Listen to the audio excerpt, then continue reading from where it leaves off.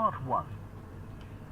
You will hear a woman phoning to ask about a summer cycling camp for her young son, who is called Charlie.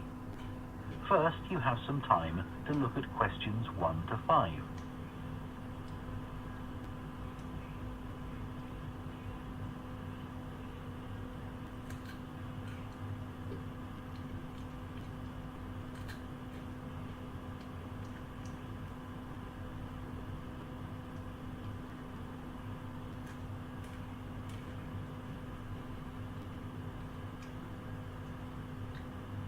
Now listen carefully and answer questions 1 to 5. Hello, Junior Cycle Camp. Jake speaking. Hi, I'm calling for some information about the cycle camp. I'm thinking of sending my son. Great.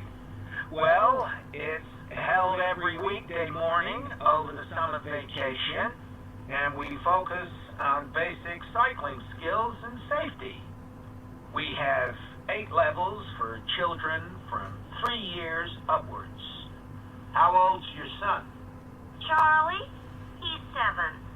He can ride a bike, but he needs a little more training before he's safe to go on the road. He'd probably be best in level 5. They start off practicing on the site here, and we aim to get them riding on the road. But first, they're taken to ride in the park, away from the traffic. Right. And can you tell me a bit about the instructors? Well, all our staff wear different colored shirts. So we have 3 supervisors, and they have red shirts. They support the instructors, and they also stand in for me if I'm not around. Then the instructors themselves are in blue shirts, and one of these is responsible for each class. Okay. In order to be accepted, all our instructors have to submit a reference from someone who's seen them work with children. Like if they've worked as a babysitter, for example. Then they have to complete our training course, including how to do lesson plans and generally care for the well-being of the kids in their class. They do a great job, I have to say. Right. And tell me a bit about the classes. What size will Charlie's class be? We have a limit of 8 children in each class, so their instructor really gets to know them well. They're out riding most of the time, but they have quiet times too, where their instructor might tell them a story that's got something to do with cycling, or get them to play a game together. It's a lot of fun. It must be. Now, what happens if there's rain? Do the classes still run? Oh yes. We don't let that put us off. We just put on our waterproofs and keep cycling. Before you hear the rest of the conversation, you have some time to look at questions 6 to 10.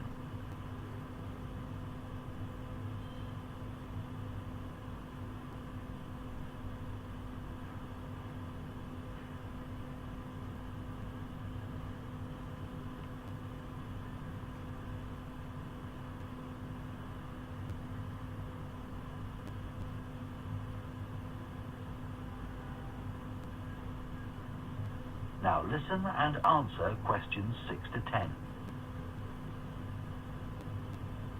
And is there anything special Charlie should bring along with him? Well, maybe some spare clothes, especially if the weather's not so good.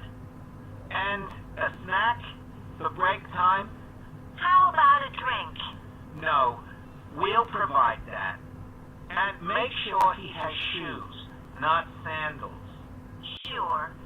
And just at present, Charlie has to take medication every few hours, so I'll make sure he has that.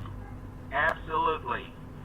Just give us details of when he has to take it, and we'll make sure he does. Thanks. Now, there are a few things you should know about day one of the camp. The classes normally start at 9:30 every morning, but on day one, you should aim to get Charlie here by 9:20. The finishing time will be 12:30, as usual. We need the additional time because there are a few extra things to do.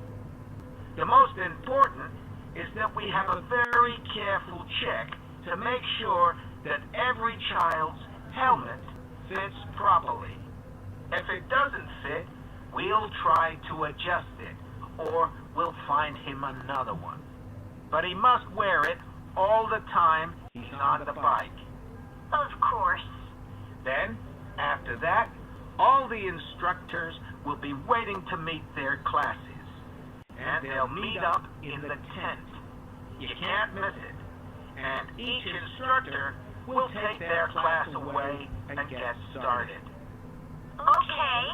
Well, that all sounds good. Now, can you tell me how much the camp costs a week? $199. We managed to keep the price more or less the same as last year. It was $190 then. But the places are filling up quite quickly. Right. Okay, well, I'd like to book for the...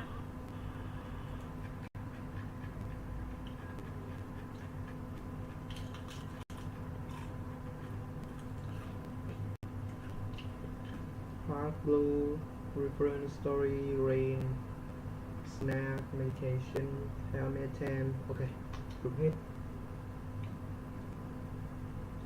Bắt đầu là khá dễ.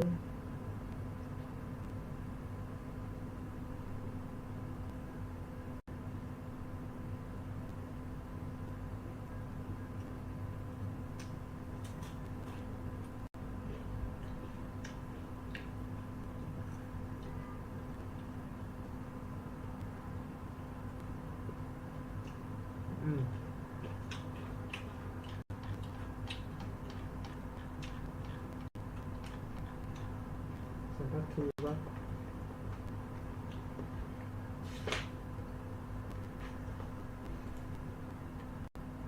Part 2. You will hear a recruitment officer called Megan Baker giving a talk at a jobs fair about opportunities for those interested in the food and agriculture sectors. First, you have some time to look at questions 11 to 14.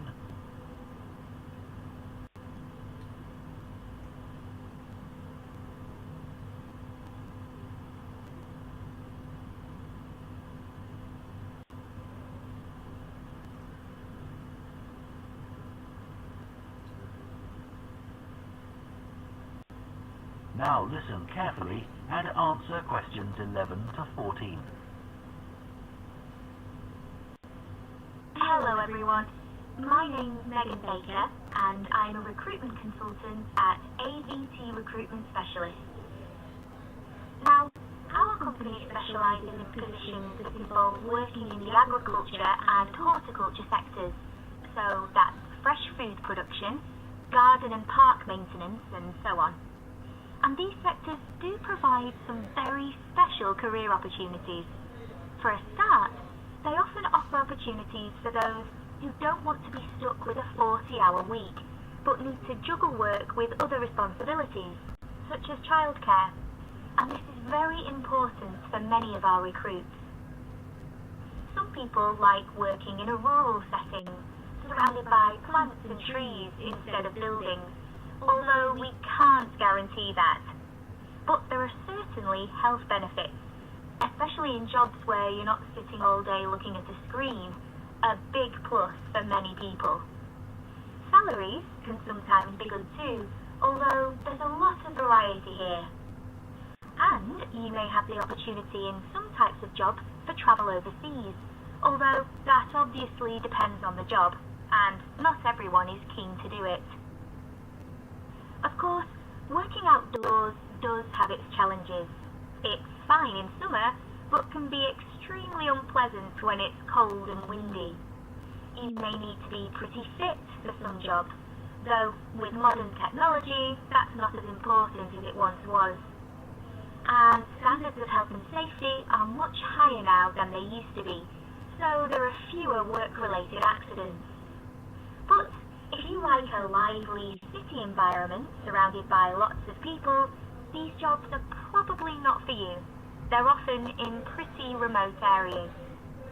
And some people worry about finding a suitable place to live, but in our experience, this usually turns out fine. Before you hear the rest of the talk, you have some time to look at questions 15 to 20.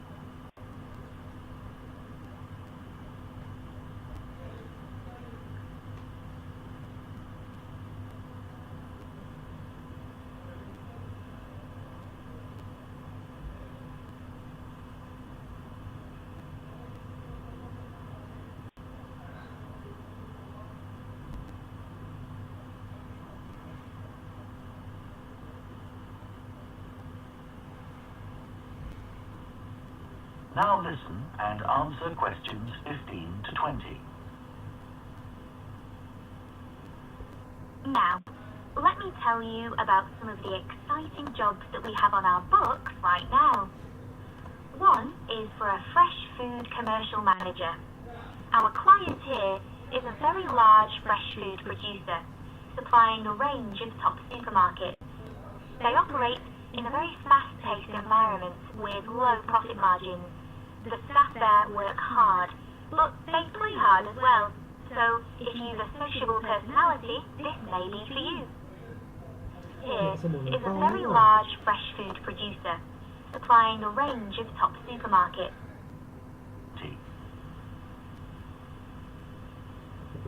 Now, let me tell you about some of the exciting jobs that we have on our books right now. One is for a fresh food commercial manager. Our client here is a very large fresh food producer, supplying a range of top supermarkets. They operate in a very fast-paced environment with low profit margins.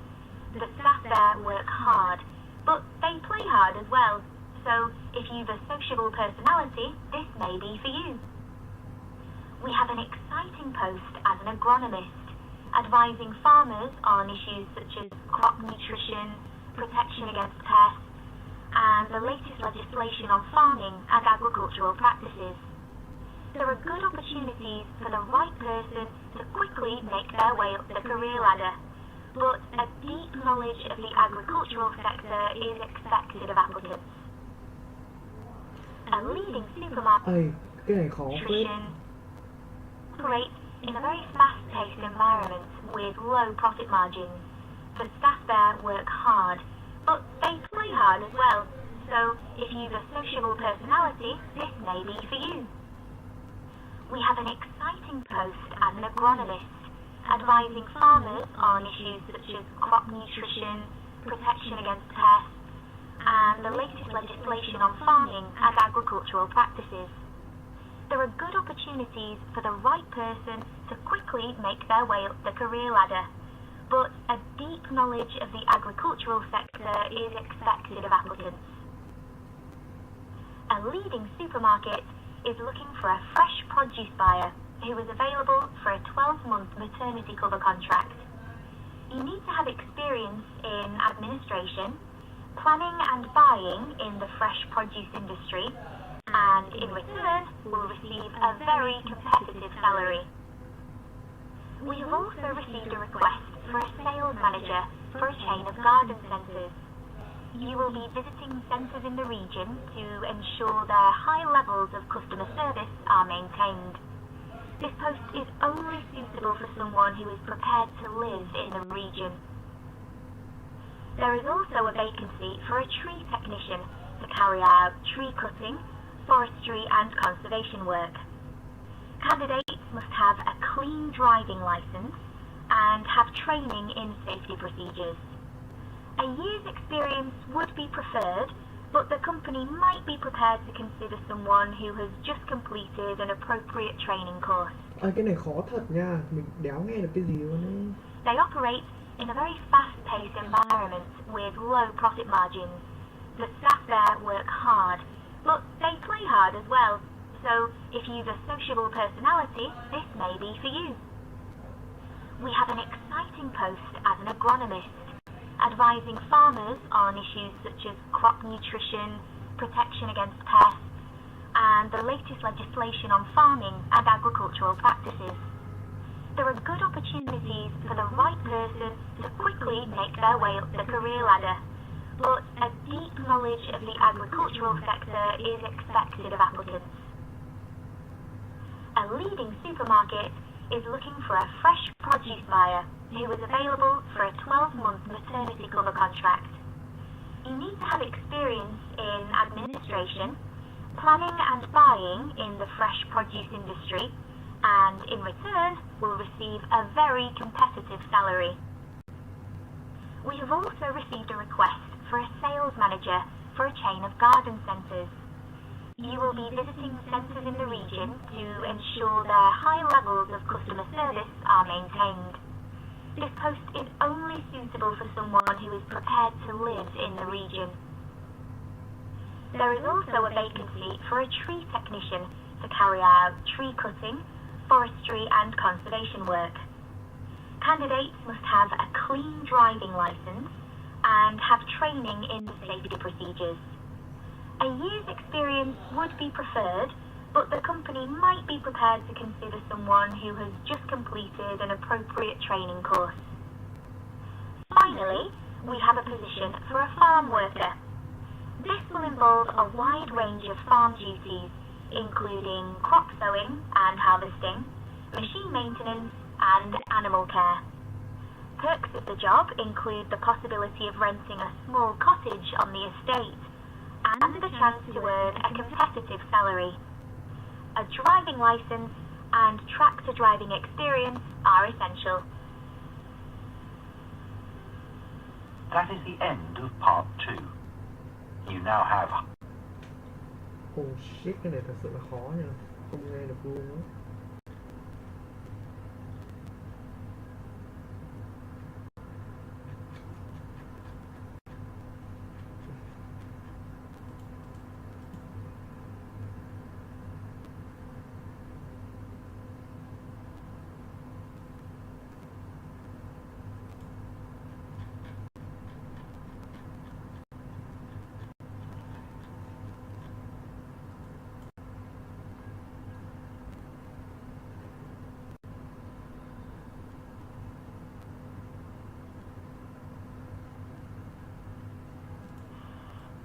Part 2. You will hear a recruitment officer... Còn là phần phân tâm ấy. Được rồi. Lại đi em ơi. Now listen carefully and answer questions 11 to 14. Hello everyone, my name is Megan Baker and I'm a recruitment consultant at AVT Recruitment Specialist. Now, our company specialises in positions that involve working in the agriculture and horticulture sectors, so that's fresh food production, garden and park maintenance and so on. And these sectors do provide some very special career opportunities. For a start, they often offer opportunities for those who don't want to be stuck with a 40-hour week, but need to juggle work with other responsibilities, such as childcare. And this is very important for many of our recruits.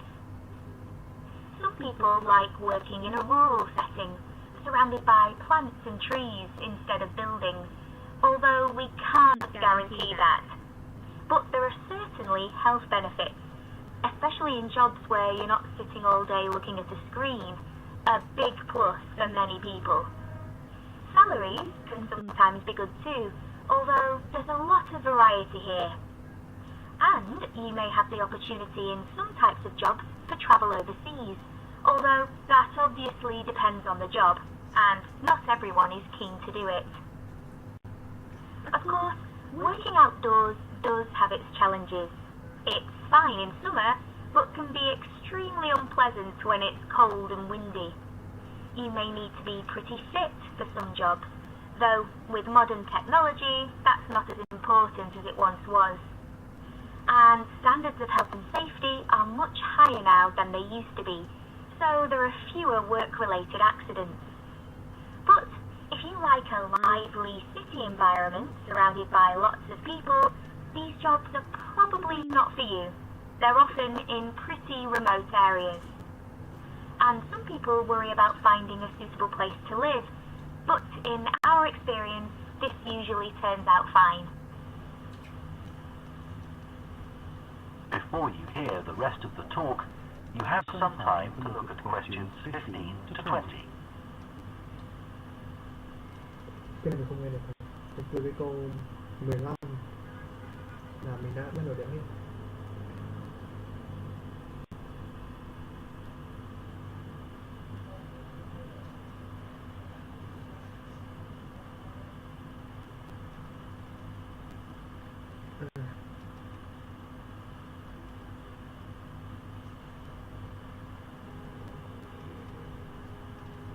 Now listen and answer questions 15 to 20. Now, let me tell you about some of the exciting jobs that we have on our books right now. One is for a fresh food commercial manager. Our client here is a very large fresh food producer, supplying a range of top supermarkets. They operate in a very fast-paced environment with low profit margins. The staff there work hard, but they play hard as well. So if you've a sociable personality, this may be for you. We have an exciting post as an agronomist, advising farmers on issues such as crop nutrition, protection against pests, and the latest legislation on farming and agricultural practices. There are good opportunities for the right person to quickly make their way up the career ladder, but a deep knowledge of the agricultural sector is expected of applicants. A leading supermarket is looking for a fresh produce buyer who is available for a 12-month maternity cover contract. You need to have experience in administration, planning and buying in the fresh produce industry, and in return will receive a very competitive salary. We have also received a request for a sales manager for a chain of garden centres.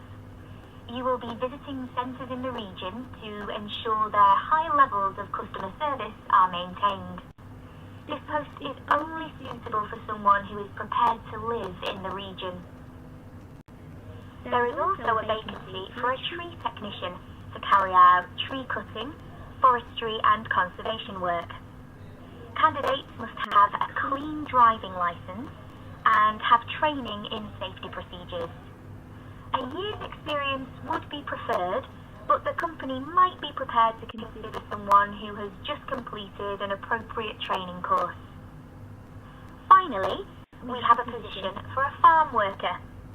This will involve a wide range of farm duties, including crop sowing and harvesting, machine maintenance, and animal care.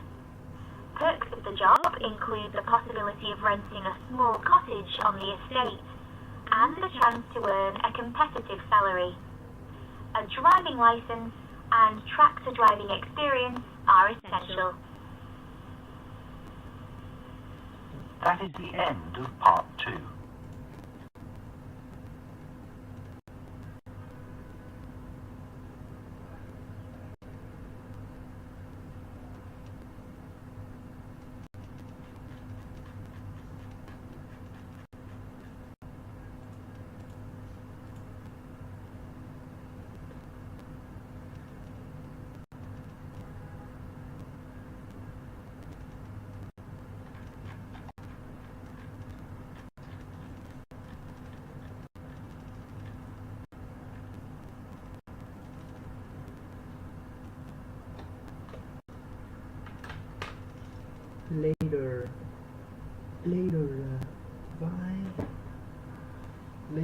chuột.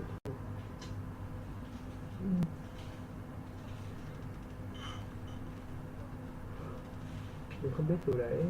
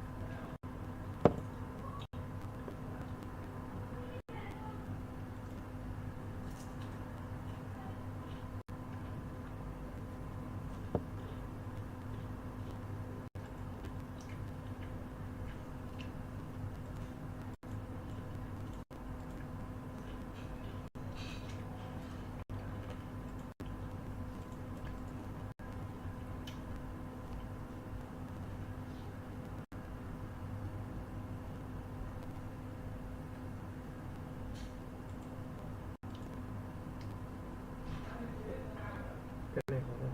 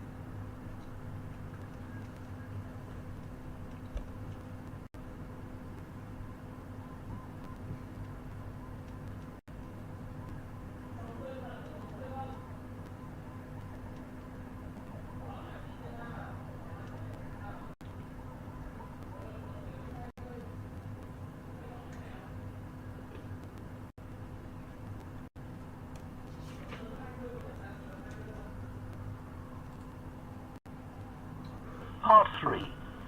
You will hear two food science students called Adam and Rosie starting to plan their presentation on diet and obesity. First, you have some time to look at questions 21 to 24.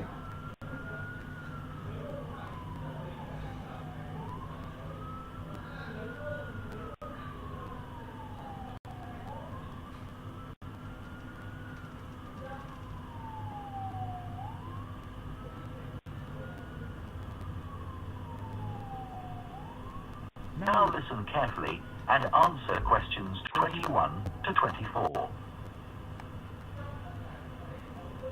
Okay, Rosie, shall we try to get some ideas together for our presentation on diet and obesity?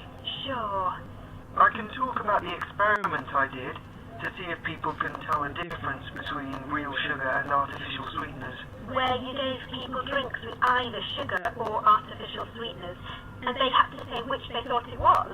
Yeah, it took me ages to decide exactly how I'd organise it, especially how I could make sure that people didn't know which drink I was giving them. It was hard to keep track of it all, especially as I had so many people doing it.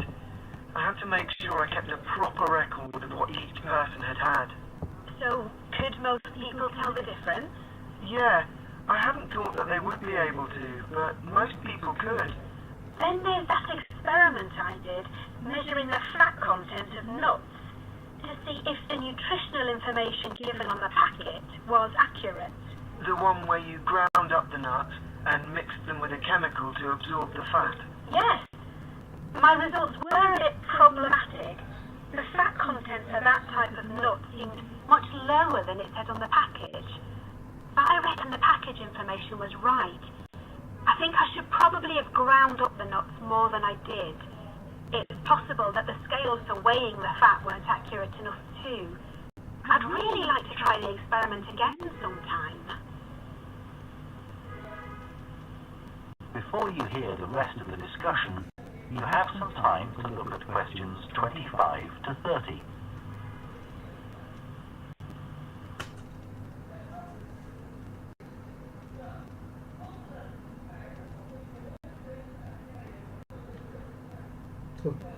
It's pop. A record of what each person had had. So, could most people tell the difference?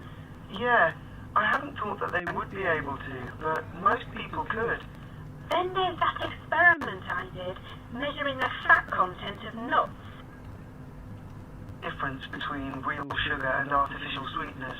Where you gave people drinks with either sugar or artificial sweeteners, and they had to say which they thought it was. Yeah, it took me ages to decide exactly how I'd organise it, especially how I could make sure that people didn't know which drink I was giving them. It was hard to keep track of it all, especially as I had so many people doing it. I had to make sure I kept a proper record of what each person had had. So, could most people tell the difference? Yeah, I hadn't thought that they would be able to, but most people could. Then there's that experiment I did, measuring the fat content of nuts, to see if the nutritional information given on the packet was accurate. The one where you ground up the nuts and mixed them with a chemical to absorb the fat. Yes. My results were a bit problematic. The fat content of that type of nut seemed much lower than it said on the package. But I reckon the package information was right.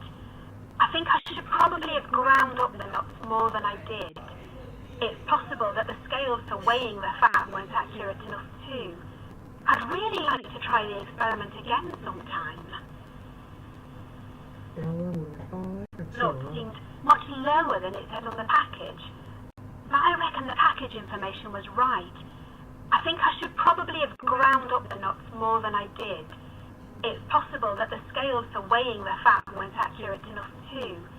I'd really like to try the experiment again sometime. Before you hear the rest of the discussion, you have some time to look at questions 25 to 30.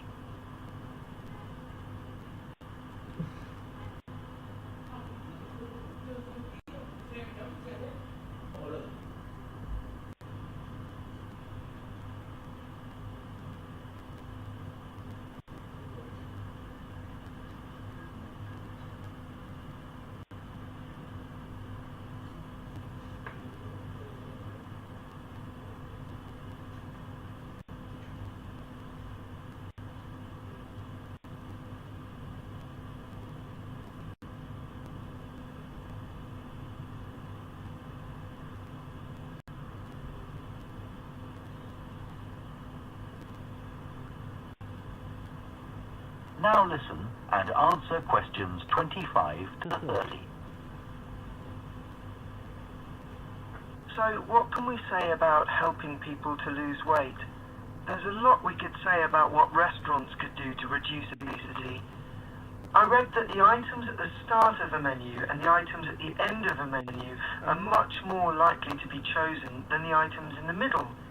So, if you put the low-calorie items at the beginning and end of the menu, people will probably go for the food with fewer calories without even realizing what they're doing. I think food manufacturers should do more to encourage healthy eating. How? Well, when manufacturers put calorie counts of a food on the label, they're sometimes really confusing, and I suspect they do it on purpose, because food that's high in calories tastes better, and so they'll sell more. Yeah, so if you look at the amount of calories in a pizza, they'll give you the calories per quarter pizza, and you think, oh, that's not too bad, but who's going to eat a quarter pizza? Exactly. I suppose another approach to this problem is to get people to exercise more. Right. In England, the current guidelines offer at least 30 minutes of brisk walking 5 days a week. Now, when you ask them, about 40% of men and 30% of women say they do this. But when you objectively measure the amount of walking they do with motion sensors, you find that only 6% of men and 4% of women do the recommended amount of exercise. So you can see why obesity is growing. So how can people be encouraged to take more exercise? Well, for example, think of the location of stairs in a train station. If people reach the stairs before they reach the escalator when they're leaving the station, they're more likely to take the stairs. And if you increase the width of the stairs, you'll get more people using them at the same time. It's an unconscious process and influenced by minor modifications in their environment. Right. And it might not be a big change, but if it happens every day, it all adds up. Yes. But actually, I'm not sure if we should be talking about exercise in our presentation. Well, we've done quite a bit of reading about it. I know, but it's going to mean we have a very wide focus. And our tutor did say that we need to focus on causes and solutions in terms of nutrition. Oh, I suppose so. And we've got plenty of information about that. Okay, well, that will be simpler. So, what shall we do now? We've still got half an hour before our next lecture. Let's think about what we're going to include and what will go where. Then we can decide what slides we need. Okay, fine. That is the end of part 3. You now have half a minute to check your answers to part 3.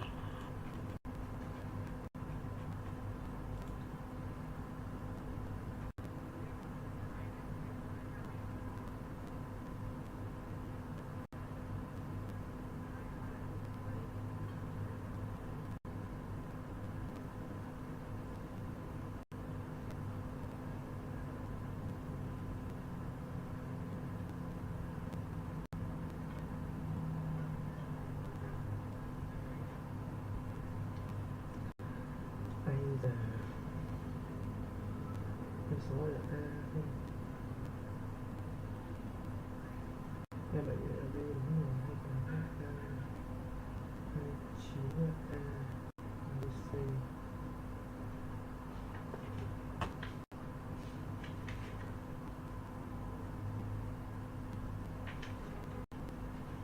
Cần phép này không phép. Part 4. You will hear a lecturer on a fashion design course introducing the subject of hand knitting, which involves making things like woolen jumpers and scarves. First, you have some time to look at questions 31 to 40.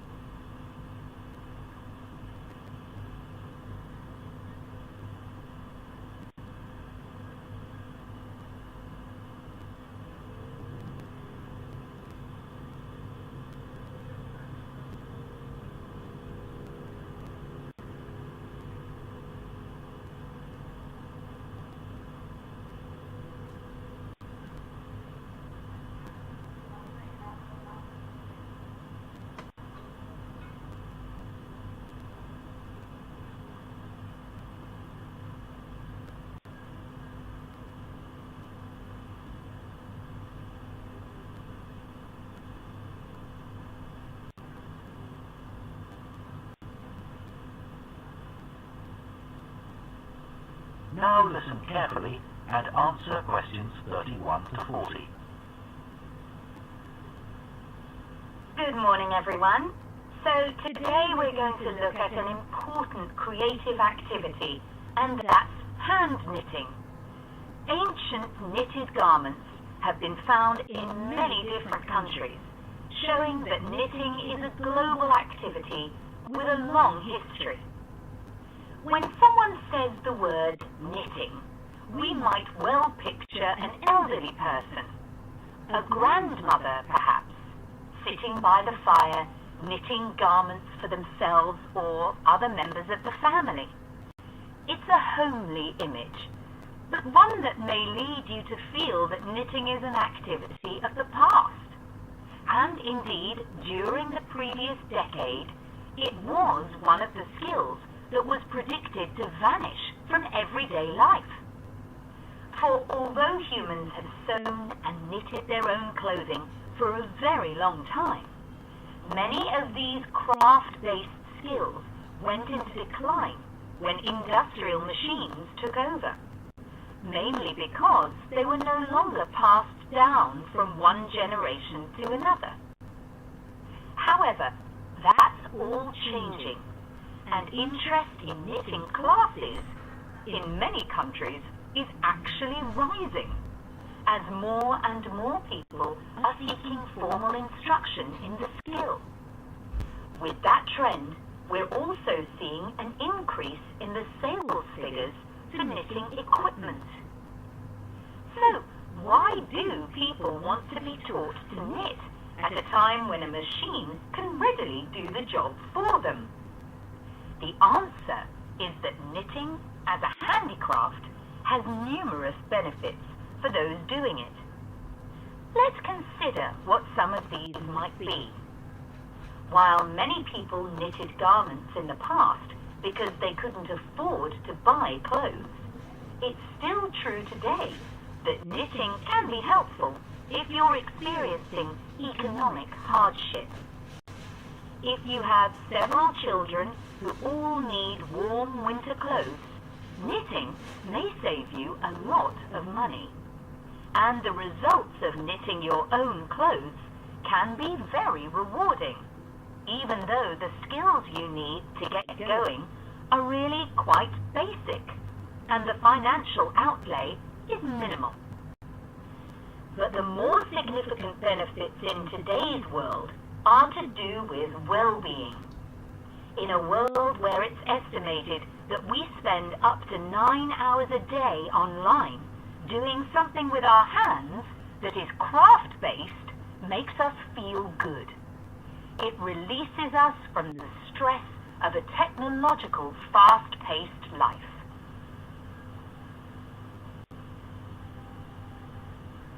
Now, let's look back a bit to early knitting activities. In fact, no one really knows when knitting first began, but archaeological remains have disclosed plenty of information for us to think about. One of the interesting things about knitting is that the earliest pieces of clothing that have been found suggest that most of the items produced were round rather than flat. Discoveries from the 3rd and 4th centuries in Egypt show that things like socks and gloves that were needed to keep hands and feet warm were knitted in one piece using 4 or 5 needles.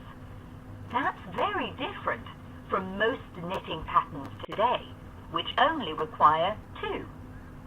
What's more, the very first needles people used were hand-carved out of wood and other natural materials, like bone, whereas today's needles are largely made of steel or plastic and make that characteristic clicking sound when someone's using them. Ancient people knitted using yarns made from linen, hemp, cotton, and wool, and these were often very rough on the skin. The spinning wheel, which allowed people to make finer yarns and produce much greater quantities of them, led to the dominance of wool in the knitting industry, often favoured for its warmth. Another interesting fact about knitting is that because it was practiced in so many parts of the world for so many purposes, regional differences in style developed. This visual identity has allowed researchers to match bits of knitted clothing that have been unearthed over time to the region from which the wearer came, or the job that he or she did. As I've mentioned, knitting offered people from poor communities a way of making extra money while doing other tasks. For many centuries, it seems, men, women, and children took every opportunity to knit, for example, while watching over sheep, walking to market, or riding in boats. So, knitting offered people from poor communities a way of making extra money while doing other tasks. For many centuries, it seems, men, women, and children took every opportunity to knit, for example, to the region from which the wearer came, or the job that he or she did. As I've mentioned, knitting offered people from poor communities a way of making extra money while doing other tasks. For many centuries, it seems, men, women, and children took every opportunity to knit, for example, while watching.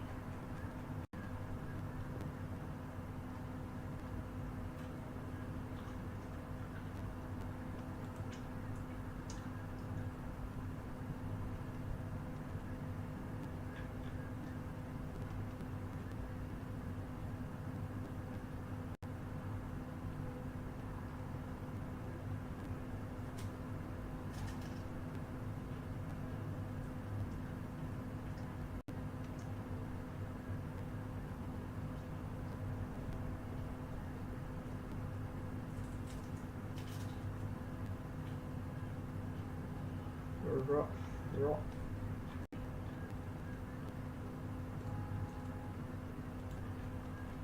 The spinning wheel, which allowed people to make finer yarns and produce much greater quantities of them, led to the dominance of wool in the knitting industry, often favoured for its warmth.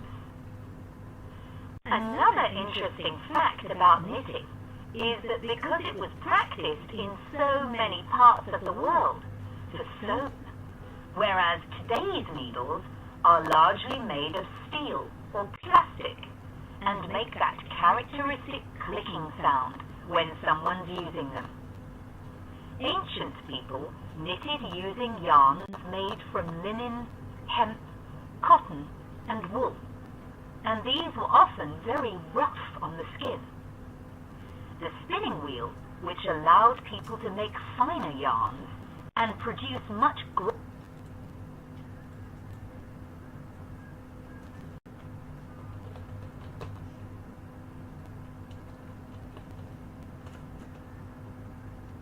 rough rush.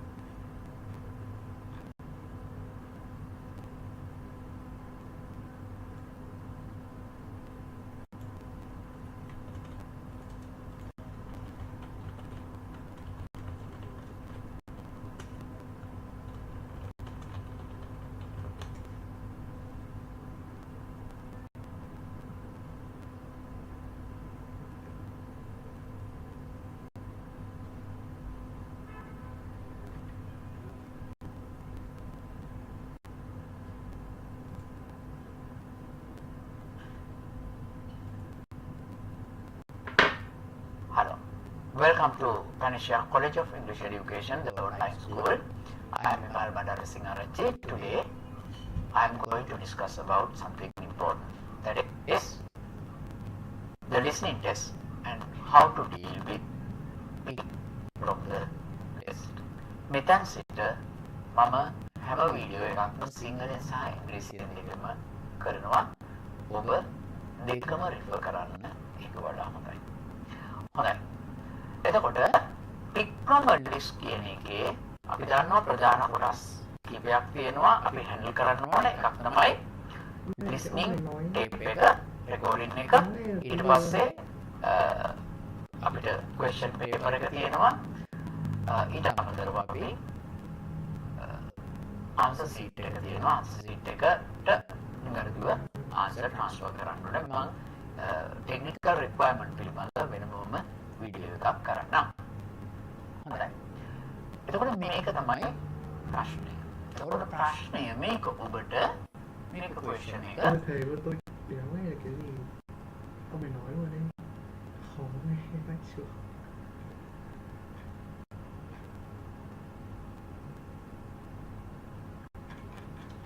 Ok, mình nghĩ là không nhìn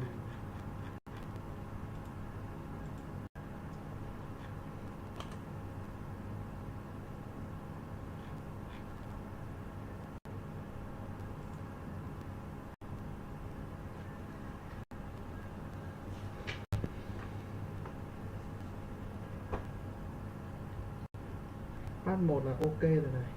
Bây giờ chỉ bị part 2, part 3, part 4 thì lại không bị, nhưng mà part 2, part 3 thì lại bị yếu nhất là part 2. Gắng làm sao part 2 mình bị sai ở cái đoạn đấy.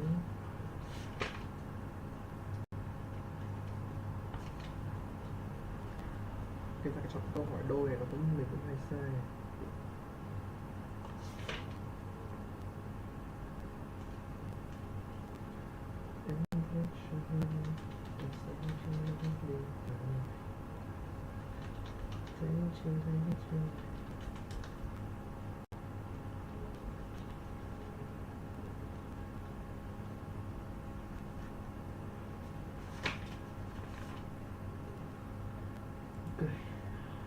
Part 1. You will hear a man phoning the owner of a holiday cottage. First, you have some time to look at questions 1 to 6.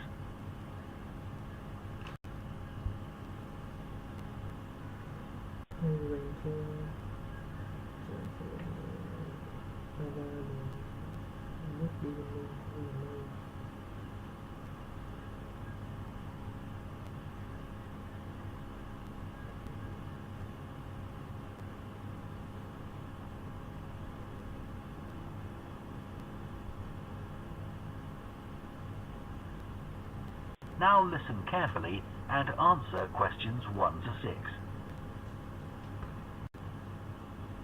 Hello? Oh, hello. I was hoping to speak to Jack Fitzgerald about renting a cottage. I'm his wife Shirley, and we own the cottages together, so I'm sure I can help you. Great. My name's Tom. Some friends of ours rented Granary Cottage from you last year, and they thought it was great. So my wife and I are hoping to come in May for a week. What date did you have in mind? The week beginning the 14th, if possible. I'll just check. I'm sorry, Tom, it's already booked that week. It's free the week beginning the 28th, though, for 7 nights. In fact, that's the only time you could have it in May. Oh, well, we could manage that, I think.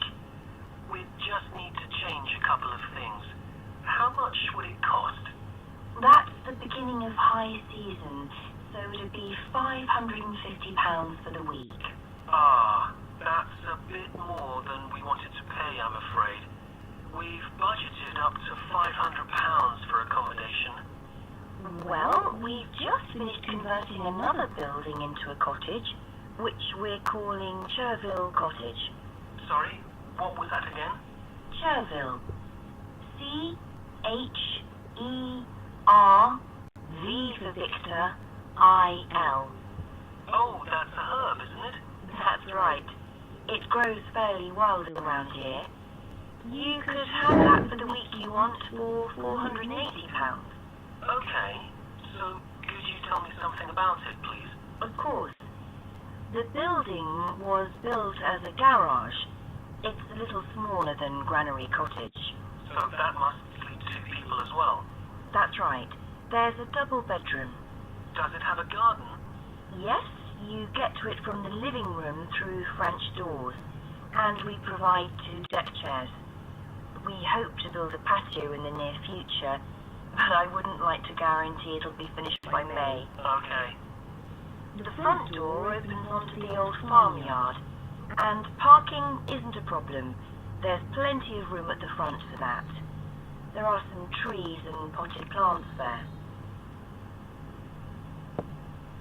Before you hear the rest of the conversation, you have some time to look at questions 7 to 10.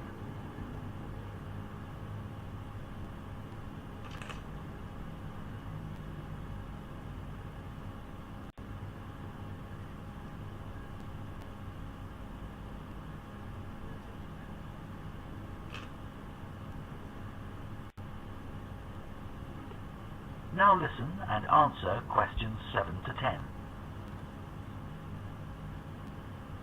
What about facilities in the cottage? It has standard things like a cooker and fridge, I presume. In the kitchen area, there's a fridge freezer, and we've just put in an electric cooker. Is there a washing machine? Yes. There's also a TV in the living room, which plays DVDs too. The bathroom is too small for a bath, so there's a shower instead. I think a lot of people prefer that nowadays anyway. It's more environmentally friendly, isn't it?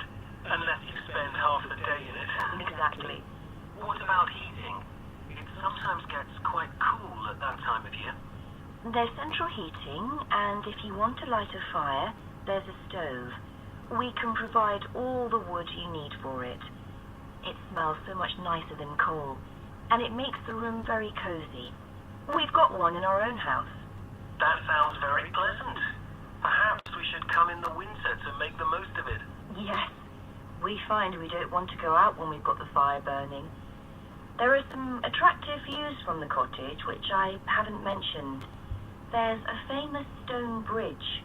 It's one of the oldest in the region, and you can see it from the living room. It isn't far away. The bedroom window looks in the opposite direction and has a lovely view of the hills and the monument at the top. Well, that all sounds perfect. I'd like to book it, please. Would you want a deposit? The region, and you can see it from the living room. It isn't far away. The bedroom window looks in the opposite direction and has a lovely view of the hills and the monument at the top. Well, that all sounds perfect. I'd like to book it, please. Would you want a deposit? Yes. We ask for 30% to secure your booking. So that'll be £144. And when would you like the rest of the money? You're coming in May, so the last day of March, please. Fine. Excellent. Could I just take your details?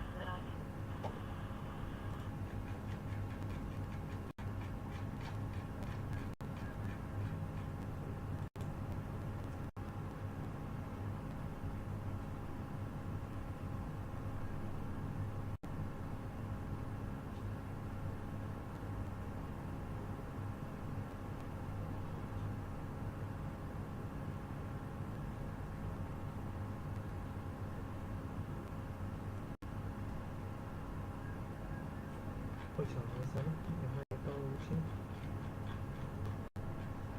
Sao mất câu này?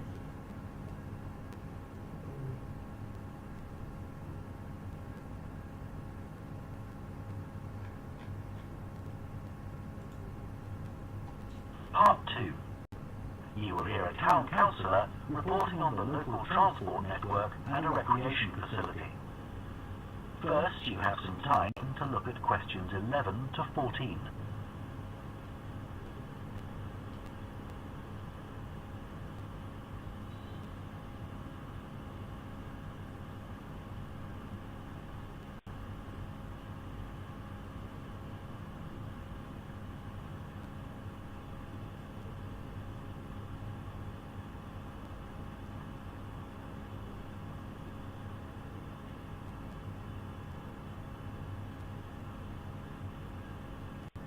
Now listen carefully and answer questions 11 to 14. Right, next on the agenda we have traffic and highways. Councillor Thornton. Thank you. Well, we now have the results of the survey carried out last month about traffic and road transport in the town. People were generally satisfied with the state of the roads.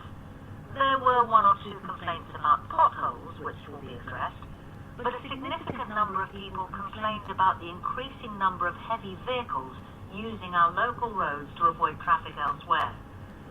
We'd expected more complaints by commuters about the reduction in the train service, but it doesn't seem to have affected people too much. The cycle path that runs alongside the river is very well used by both cyclists and pedestrians since the surface was improved last year. But overtaking can be a problem, so we're going to add a bit on the side to make it wider. At some stage, we'd like to extend the path so that it goes all the way through the town, but that won't be happening in the immediate future. The plans to have a pedestrian crossing next to the post office have unfortunately had to be put on hold for the time being. We budgeted for this to be done this financial year, but then there were rumours that the post office was going to move, which would have meant there wasn't really a need for a crossing. Now they've confirmed that they're staying where they are, but the Highways Department has told us that it would be dangerous to have a pedestrian crossing where we'd originally planned it, as there's a bend in the road there, so that'll need some more thought. On Station Road, near the station and level crossing, drivers can face quite long waits if the level crossing's closed, and we've now got signs up requesting them not to leave their engines running at that time. This means pedestrians waiting on the pavement to cross the railway line don't have to breathe in car fumes. We've had some problems with cyclists leaving their bikes chained to the railings outside the ticket office, but the station has agreed to provide bike racks there. Before you hear the rest of the talk, you have some time to look at questions 15 to 20.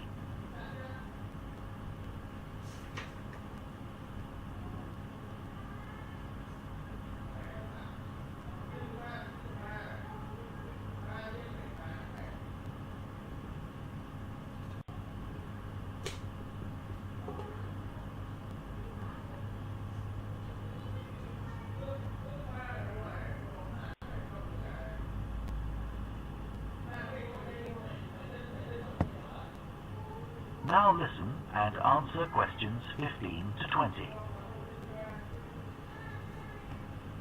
So next on the agenda is proposals for improvements to the recreation ground.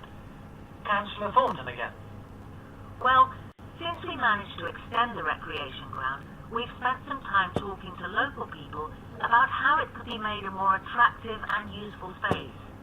If you have a look at the map up on the screen, you can see the river up in the north and the community hall near the entrance from the road. At present, cars can park between the community hall and that line of trees to the east, but this is quite dangerous for pedestrians, so we're suggesting a new car park on the opposite side of the community hall, right next to it. We also have a new location for the cricket pitch. As we've now purchased additional space to the east of the recreation ground, beyond the trees, we plan to move it away from its current location, which is rather near the road, into this new area beyond the line of trees. This means there's less danger of stray balls hitting cars or pedestrians. We've got plans for a children's playground, which will be accessible by a footpath from the community hall and will be alongside the river.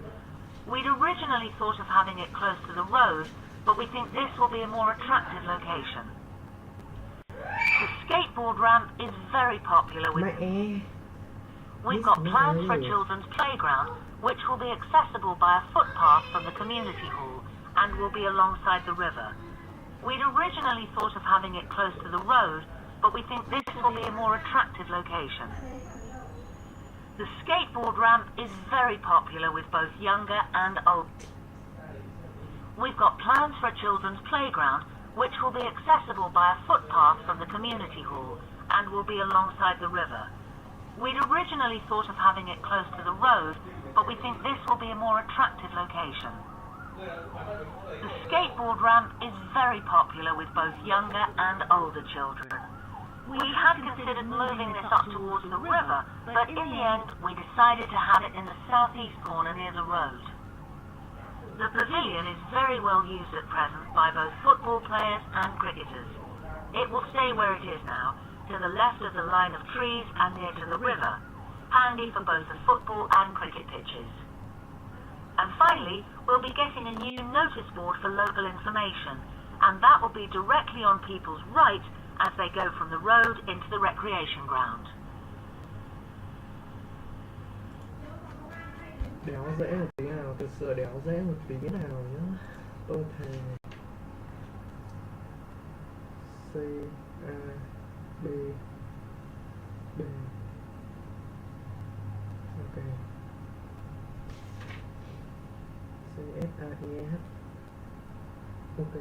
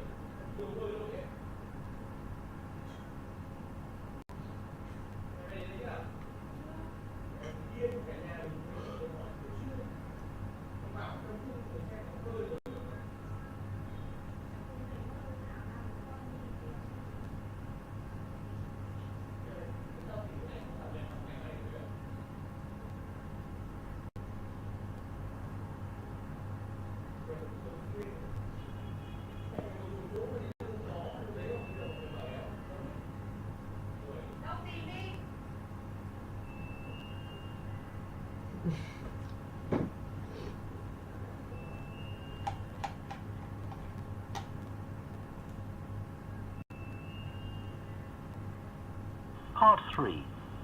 You will hear two urban planning students discussing bike-sharing schemes in different cities. First, you have some time to look at questions 21 to 24.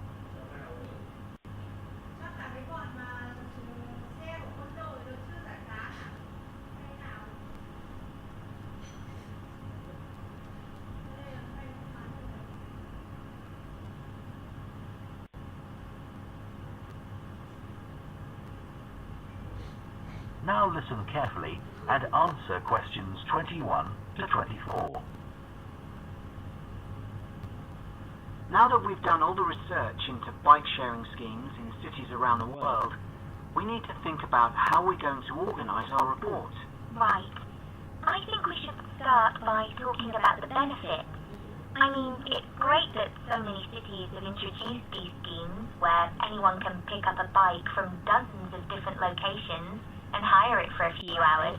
It makes riding a bike very convenient for people. Yes, but the costs can add up, and that puts people on low incomes off in some places.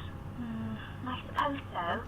But if it means more people in general are cycling rather than driving, then because they're increasing the amount of physical activity they do, it's good for their health. Okay, but isn't that of less importance? I mean, doesn't the impact of reduced emissions on air pollution have a more significant effect on people's health? Certainly in some cities, bike sharing has made a big contribution to that, and also helped to cut the number of cars on the road significantly. Which is the main point. Exactly. But I'd say it's had less of an impact on noise pollution, because there are still loads of buses and lorries around. Right. Shall we quickly discuss the recommendations we're going to make? In order to ensure bike-sharing schemes are successful? Yes. Okay. Well, while I think it's nice to have really state-of-the-art bikes with things like GPS, I wouldn't say they're absolutely necessary. But some technical things are really important, like a fully functional app, so people can make payments and book bikes easily. Places which haven't invested in that have really struggled. Good point. Some people say there shouldn't be competing companies offering separate bike-sharing schemes, but in some really big cities, competition's beneficial. And anyway, one company might not be able to manage the whole thing. Right. Deciding how much to invest is a big question, the cities which have opened loads of new bike lanes at the same time as introducing bike-sharing schemes have generally been more successful. But there are examples of successful schemes where this hasn't happened. What does matter, though, is having a big publicity campaign. Definitely. If people don't know how to use the scheme, or don't understand its benefits, they won't use it. People need a lot of persuasion to stop using their cars. Before you hear the rest of the discussion, you have some time to look at questions 25 to 30.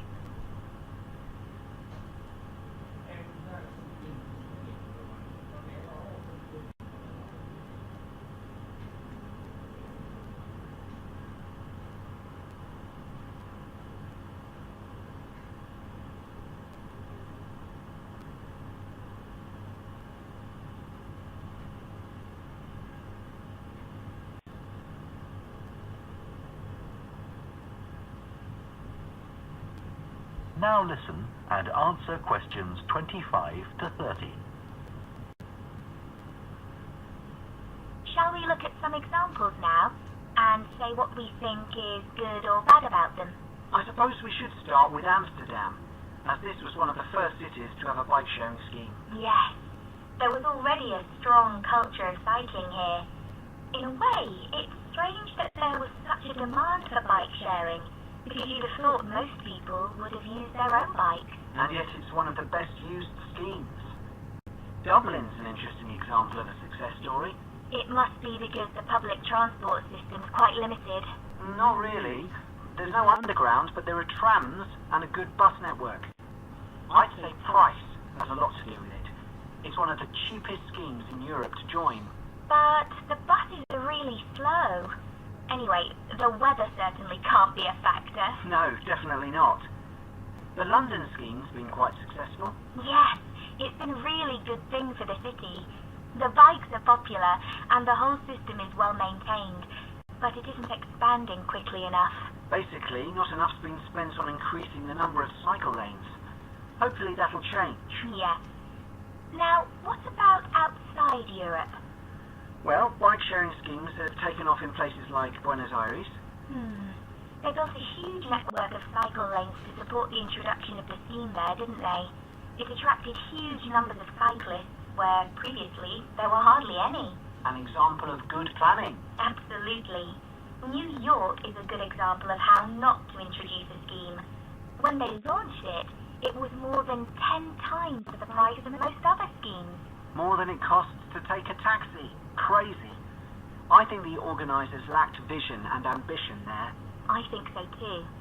Sydney would be a good example to use. I would have expected it to have grown pretty quickly here. Yes. I can't quite work out why it hasn't been an instant success like some of the others. It's a shame, really. I know. Okay, so now we've thought about all the... That is the end of part 3. You now have half a minute.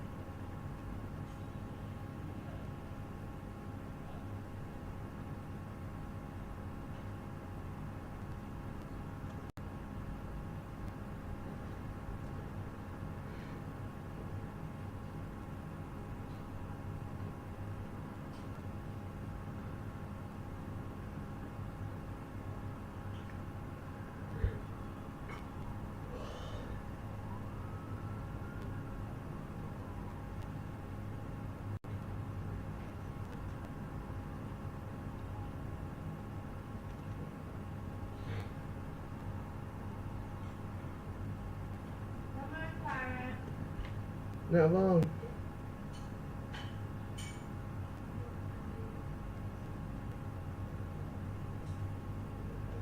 I don't know.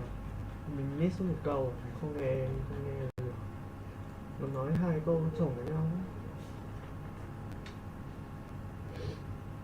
B, C.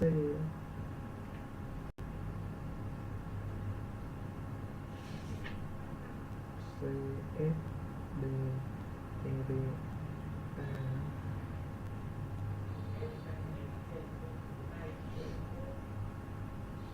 Cái này là C.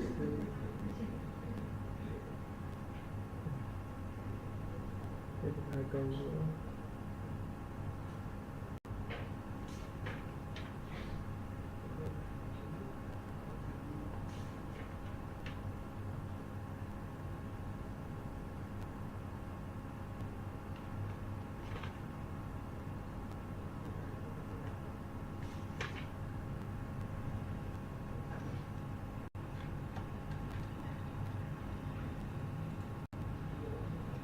Part 4.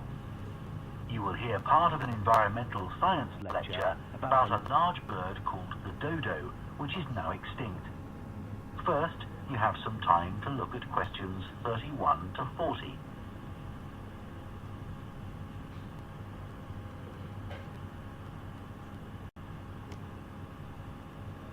The Dutch established on the island. They kill the bird for meat and last one team.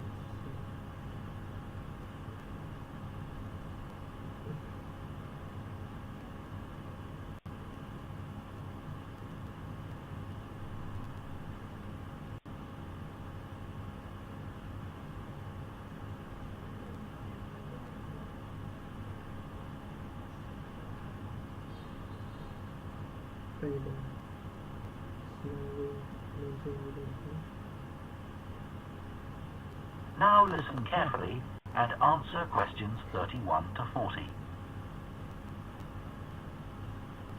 One of the most famous cases of extinction is that of a bird known as the dodo. In fact, there's even a saying in English, as dead as the dodo, used to refer to something which no longer exists.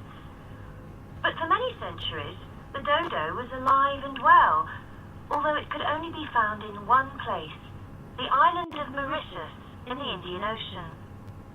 It was a very large bird, about 1 meter tall, and over the centuries it had lost the ability to fly, but it survived happily under the trees that covered the island. Then, in the year 1507, the first Portuguese ships stopped at the island. The sailors were carrying spices back to Europe and found the island a convenient stopping place where they could stock up with food and water for the rest of the voyage, but they didn't settle on Mauritius. However, in 1638, the Dutch arrived and set up a colony there. These first human inhabitants of the island found the dodo birds a convenient source of meat, although not everyone liked the taste. It's hard to get an accurate description of what the dodo actually looked like. We do have some written records from sailors and a few pictures, but we don't know how reliable these are. The best known picture is a Dutch painting in which the bird appears to be extremely fat, but this may not be accurate. An Indian painting done at the same time shows a much thinner bird. Although attempts were made to preserve the bodies of some of the birds, no complete specimen survives. In the early 17th century, 4 dried parts of a bird were known to exist. Of these, 3 have disappeared, so only one example of soft tissue from the dodo survives, a dodo head. Bones have also been found, but there's only one complete skeleton in existence.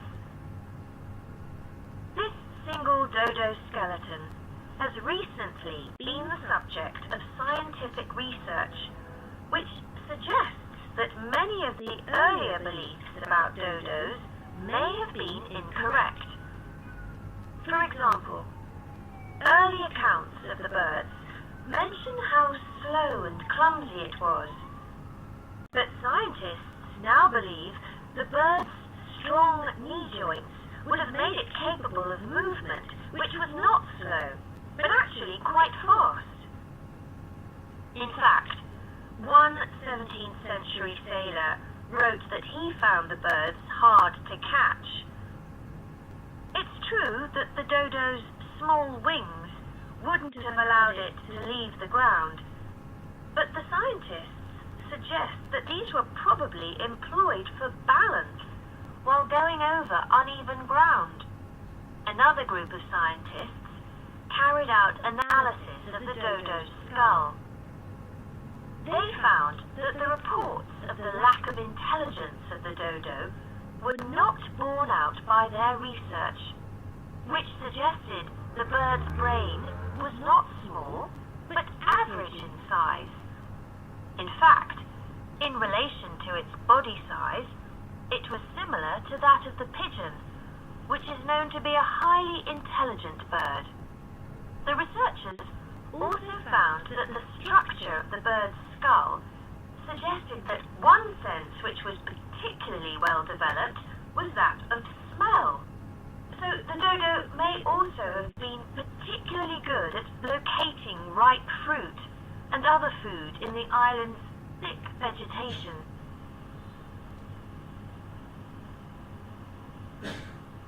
So it looks as if the dodo was better able to survive and defend itself than was originally believed. Yet, less than 200 years after Europeans first arrived on the island, they had become extinct. So what was the reason for this? For a long time it was believed that the dodos were hunted to extinction. But scientists now believe the situation was more complicated than this. Another factor may have been the new species brought to the island by the sailors. These included dogs, which would have been a threat to the dodos, and also monkeys, which ate the fruit that was the main part of the dodo's diet. These were brought to the island deliberately. But the ships also brought another type of creature, rats, which came to land from the ships and rapidly overran the island. These upset the ecology of the island, not just the dodos, but other species too. However, they were a particular danger to the dodos because they consumed their eggs. And since each dodo only laid one at a time, this probably had a devastating effect on populations. However, we now think that probably the main cause of the bird's extinction was not the introduction of non-native species, but the introduction of agriculture. This meant that the forest that had once covered all the island and that had provided a perfect home for the dodo was cut down so that crops such as sugar could be grown. So, although the dodo had survived for thousands of years, suddenly it was gone. That is the end of part 4. You now have...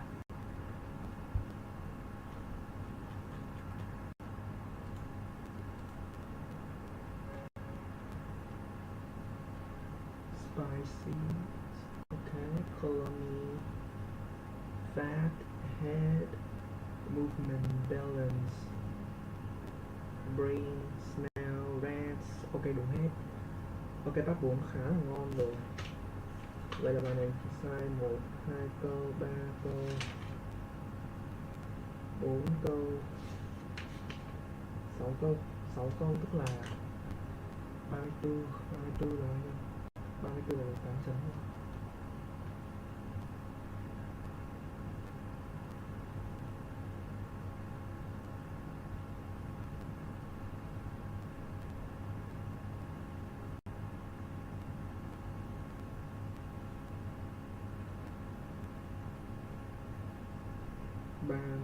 Tư là đéo được sao ấy.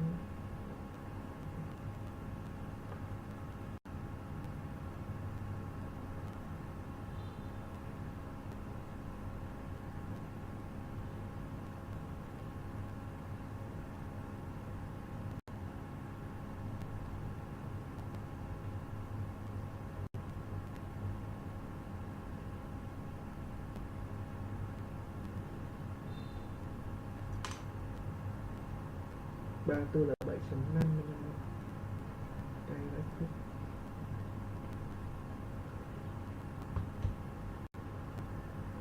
Đấy là sai hai câu đầu, hai câu ở đầu phải phút.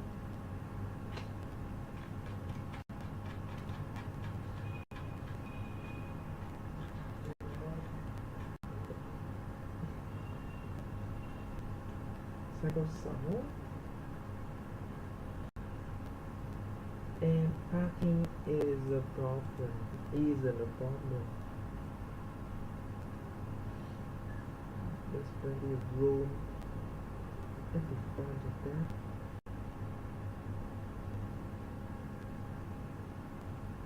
Thì mình gọi là phải là room chứ. Có rất là nhiều phòng thì mình gọi là several, cũng là nhiều phòng at the front.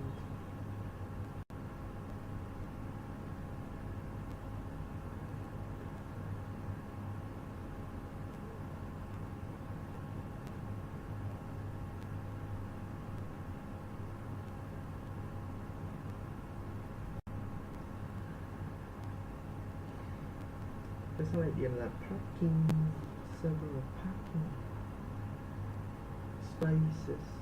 Đây nó không phải điểm là room, có rất là nhiều phòng nữa.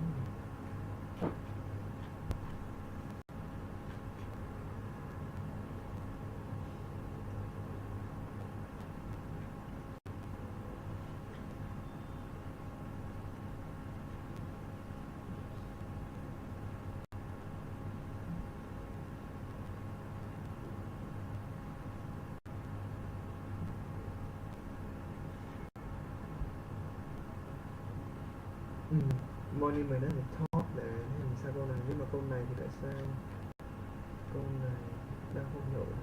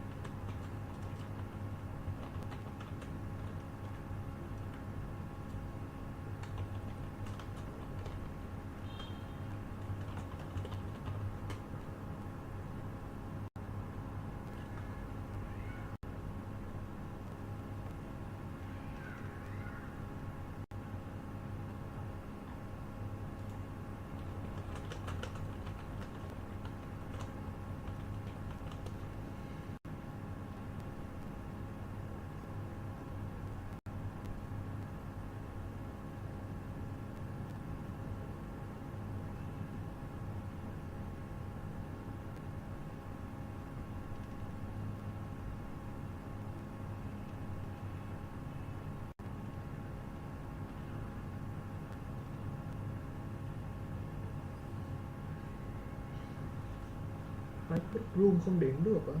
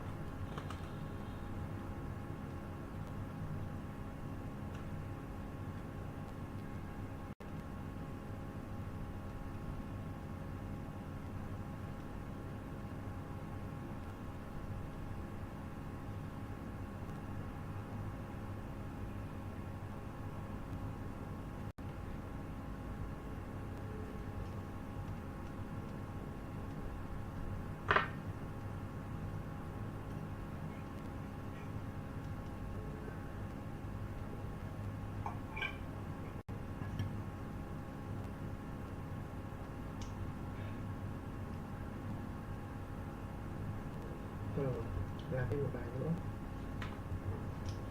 là thêm một bài nữa sẽ học toán.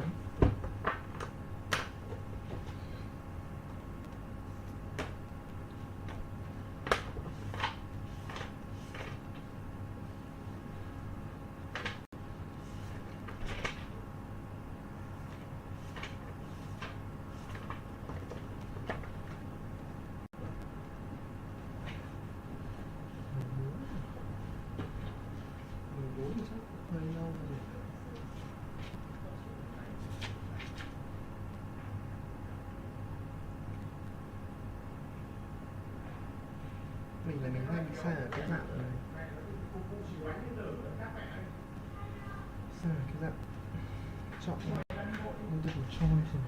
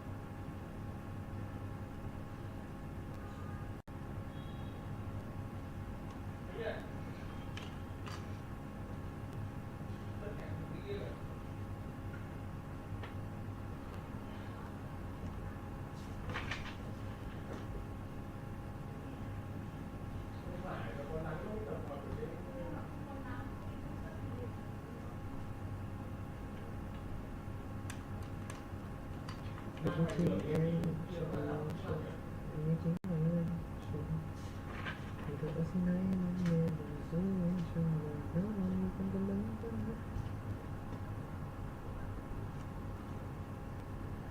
Ôi giời ơi, làm lại rồi phải tẩy đi, cũng lâu thật sự.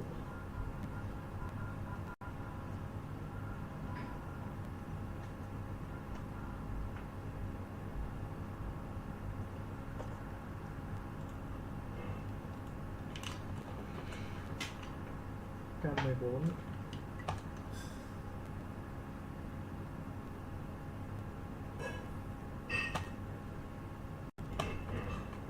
Ủa sao vậy?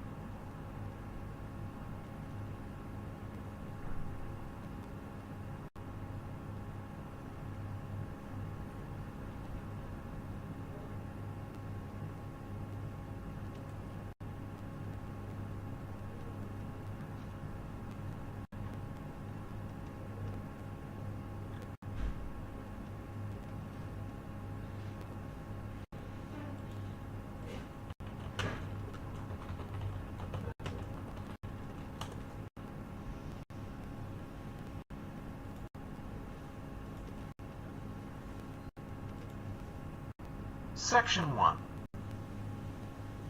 You will hear a woman reporting a theft to an officer in a police station. First, you have some time to look at questions 1 to 3.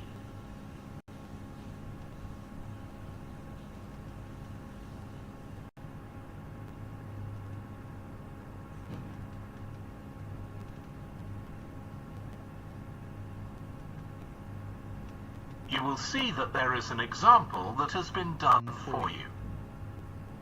On this occasion only, the conversation relating to this will be played first. Good morning. What can I do for you? I want to report a theft. I had some things stolen out of my bag yesterday. I'm sorry to hear that. Right, so I'll need to take a few details. Can I start with your name? Louise Taylor. The woman's name is Louise Taylor. So Taylor has been written in the space.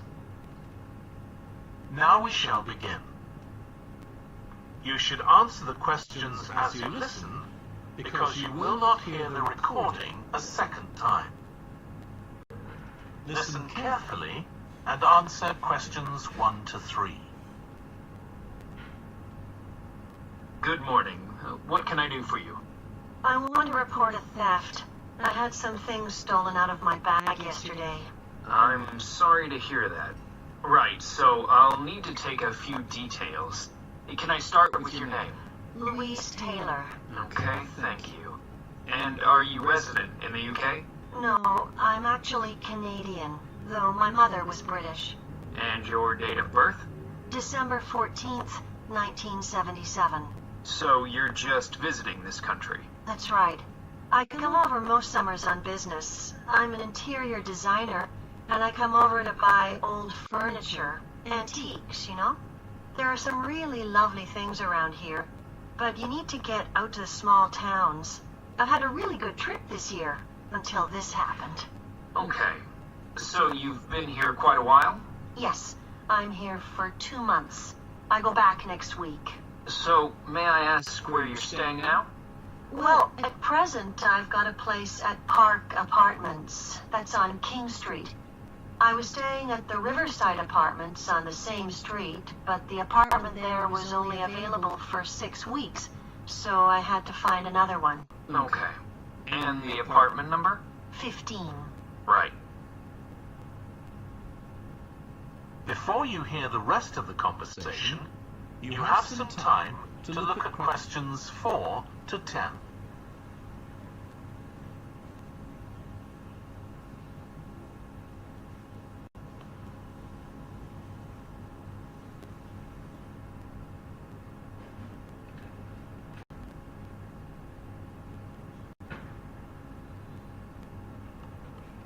Now, I need to take some details of the theft. So, you said you had some things stolen out of your bag? That's right. And were you actually carrying the bag when the theft took place? Yes. I really can't understand it. I had my backpack on, and I went into a supermarket to buy a few things, and when I opened it up, my wallet wasn't there. And what did your wallet have in it? Well, fortunately, I don't keep my credit cards in that wallet. I keep them with my passport in an inside compartment in my backpack, but there was quite a bit of cash there.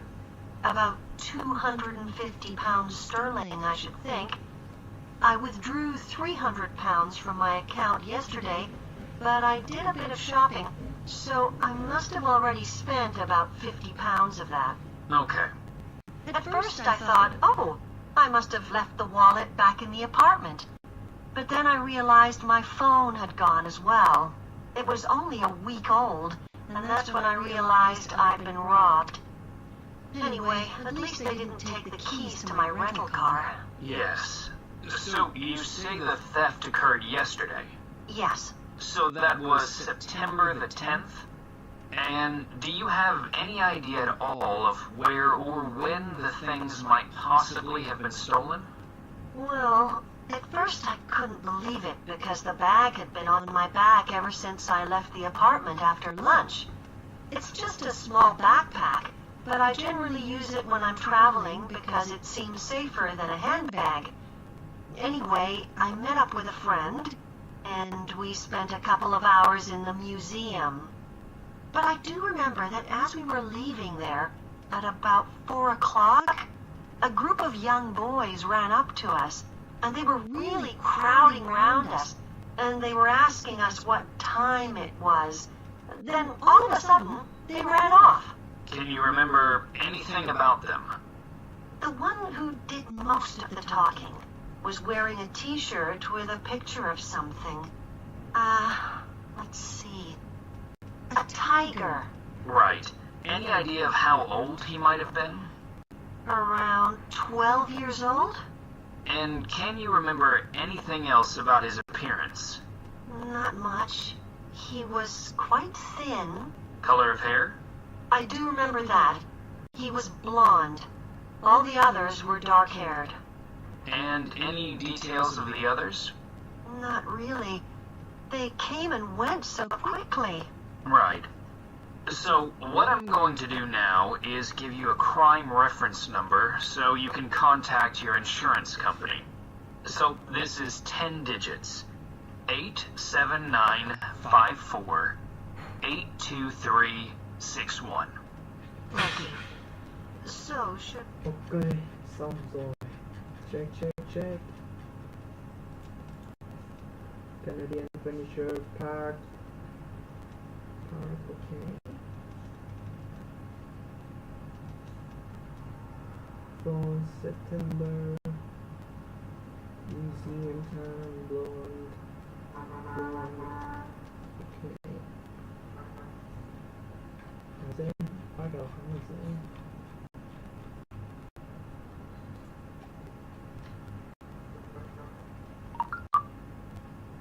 Section 2. You will hear a manager giving a welcome talk to a group of apprentices who are starting their training at the company. First, you have some time to look at questions 11 to 14.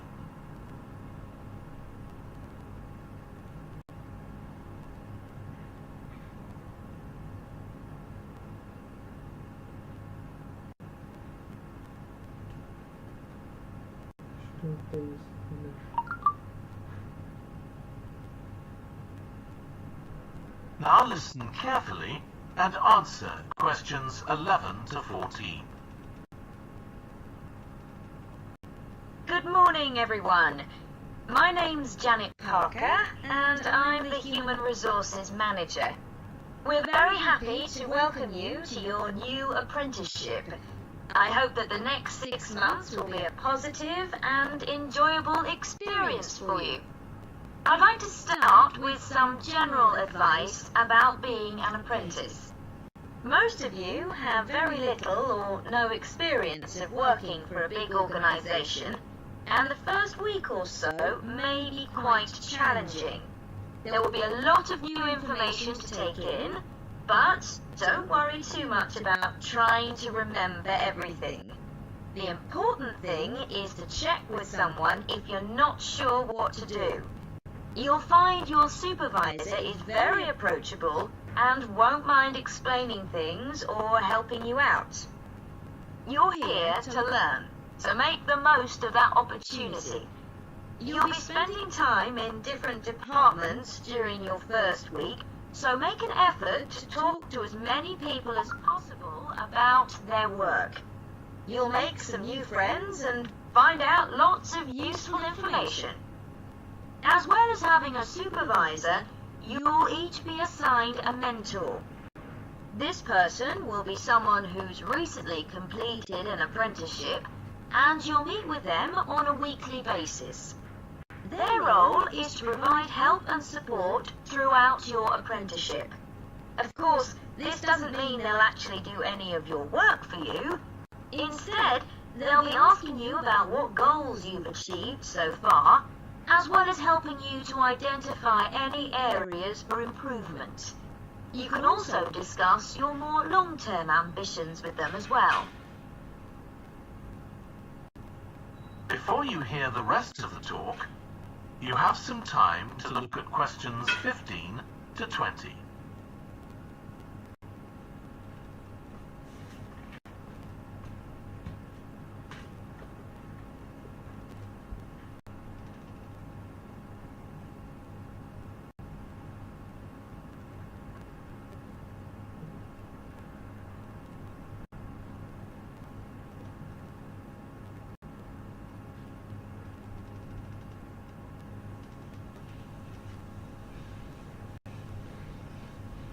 Online, so obviously you'll have unlimited access for that. But please don't use it for personal use. You'll have your own phones for that. Some of you have already asked me about flexible working. After your probationary 3-month period, some of you will be eligible for this.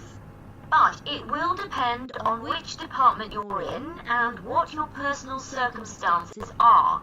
So please don't assume you'll automatically be permitted to do this. I want to make sure there's no confusion about our holiday policy. Apart from any statutory public holidays, we ask that you don't book any holidays until after your 6-month apprenticeship has finished. Time off should only be taken if you are unwell. Please speak to your supervisor if this is going to be a problem. You'll be expected to work a 40-hour week, but there may be opportunities to do overtime during busy periods. Although you're not required to do this, it can be a valuable experience, so we advise you to take it up if possible. Obviously, we understand that people do have commitments outside work, so don't worry if there are times when you are unavailable. As you know, we don't have a formal dress code here. You may wear casual clothes as long as they're practical. And the only restriction for shoes we have is on high heels, for health and safety reasons. Comfortable shoes like trainers are preferable. There's a heavily subsidised canteen on site where you can get hot meals or salads cheaply. Snacks and drinks are also provided, so we've decided to introduce a no-packed lunch policy. This is partly to encourage healthy eating at work, and partly to stop people from eating at their work. Ok, xong rồi. Check. ACDE. Ok, đúng hết rồi. BBC. AAC. Oh no, sai lầm một câu.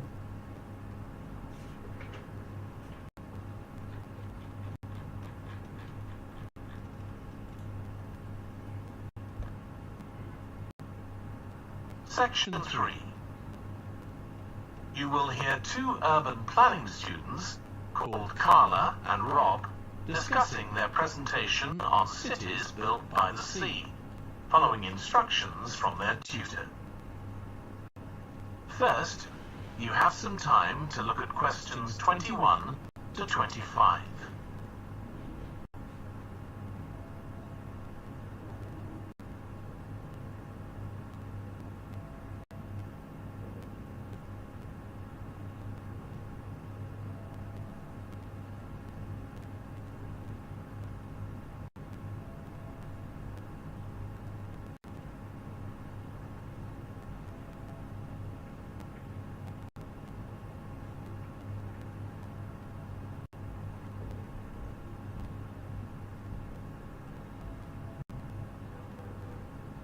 Now listen carefully and answer questions 21 to 25. Okay, so what I'd like you to do now is to talk to your partner about your presentations on urban planning. You should have done most of the reading now, so I'd like you to share your ideas and talk about the structure of your presentation and what you need to do next. Okay, Rob, I'm glad we chose quite a specific topic. Cities built next to the sea. It made it much easier to find relevant information. Yeah, and cities are growing so quickly. I mean, we know that more than half the world's population lives in cities now. Yeah, though that's all cities, not just ones on the coast. But most of the biggest cities are actually built by the sea. I'd not realised that before. Nor me. And what's more, a lot of them are built at places where rivers come out into the sea, but apparently this can be a problem. Why? Well, as the city expands, agriculture and industry tend to spread further inland along the rivers, and so agriculture moves even further inland up the river. That's not necessarily a problem, except it means more and more pollutants are discharged into the rivers. So these are brought downstream to the cities? Right. Did you read that article about Miami on the east coast of the USA? No. Well, apparently back in the 1950s, they built channels to drain away the water in case of flooding. Sounds sensible. Yeah, they spent quite a lot of money on them, but what they didn't take into account was global warming. So they built the drainage channels too close to sea level, and now sea levels are rising, they're more or less useless. If there's a lot of rain, the water can't run away. There's nowhere for it to go. The whole design was faulty. So, what are the authorities doing about it now? I don't know. I did read that they're aiming to stop disposing of wastewater into the ocean over the next 10 years. But that won't help with flood prevention now, will it? No, really, they just need to find the money for something to replace the drainage channels in order to protect against flooding now. But in the long term, they need to consider the whole ecosystem. Right. Really though, coastal cities can't deal with their problems on their own, can they? I mean, they've got to start acting together at an international level instead of just doing their own thing. Absolutely. The thing is, everyone knows what the problems are, and environmentalists have a pretty good idea of what we should be doing about them, so they should be able to work together to some extent. But it's going to be a long time before countries come to a decision on what principles they're prepared to abide by. Yeah, if they ever do. Before you hear the rest of the discussion, you have some time to look at questions 26 to 30.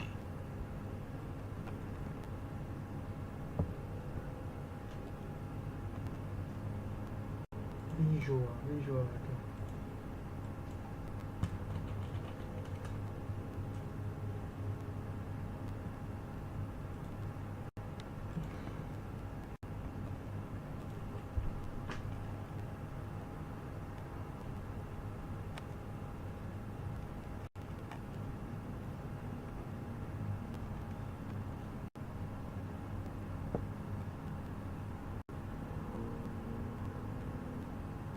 Now listen and answer questions 26 to 30. So, I think we've probably got enough for our presentation. It's only 15 minutes. Okay, so I suppose we'll begin with some general historical background about why coastal cities were established. But we don't want to spend too long on that. The other students will already know a bit about it. It's all to do with communications and so on. Yes. We should mention some geographical factors, things like wetlands and river estuaries and coastal erosion and so on. We could have some maps of different cities with these features marked. On a handout, you mean?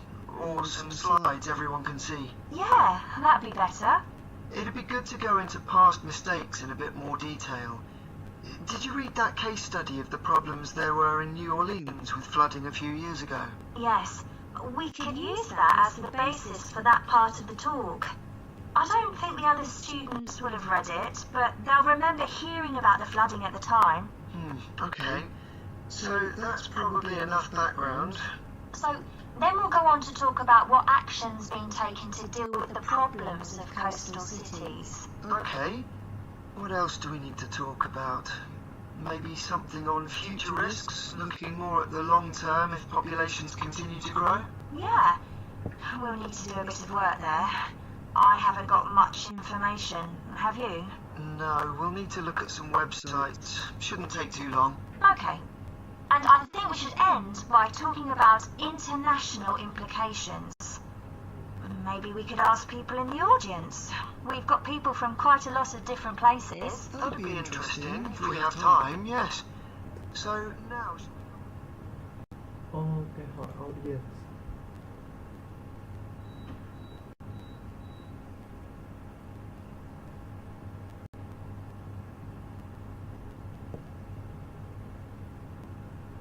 Hỏi audience và bạn là provide handout.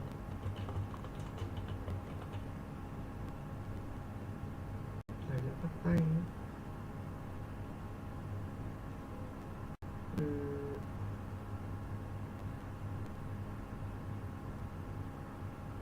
Có nhiều người biết thì về là keep it short này. International implication. Past mistake.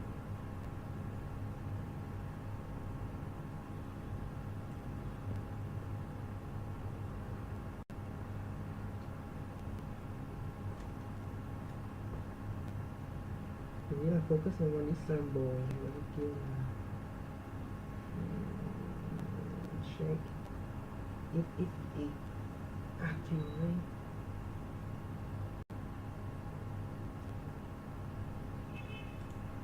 Okay, check thử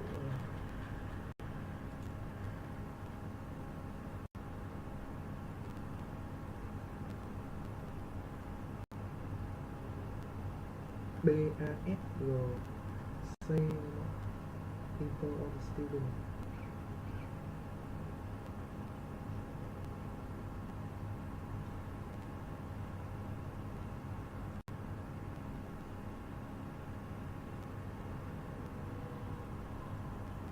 Dù là một không bây giờ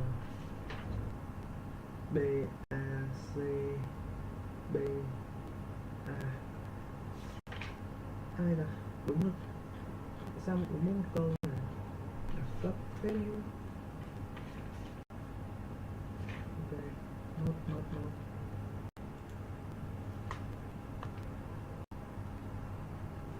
variable energy. You will hear part of a lecture on renewable energy that uses the power of the sea. First, you have some time to look at questions 31 to 40.